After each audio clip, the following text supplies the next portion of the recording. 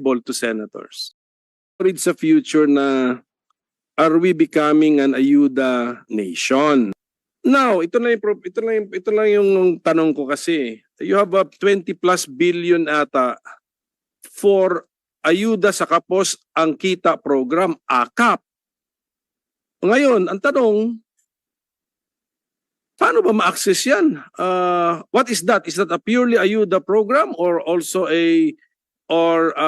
just an assistance program which requires some return from the beneficiary? Yung AKAP po. Kasi parang sa Senate, walang nakakaintindi sa amin. So, Para sa atin. hindi, yun na nga, walang nakakaintindi sa atin. So, paano naging national program by law ang isang programang hindi dumaan sa other house ng Congress?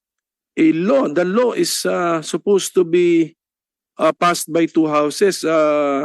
Yun po, at saka next question na lang yung AKAP.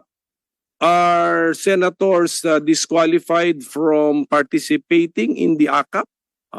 How come AKAP seems to be invisible to us? We have not been invited to any AKAP. If it's like AIX, it must be also like a distribution. How come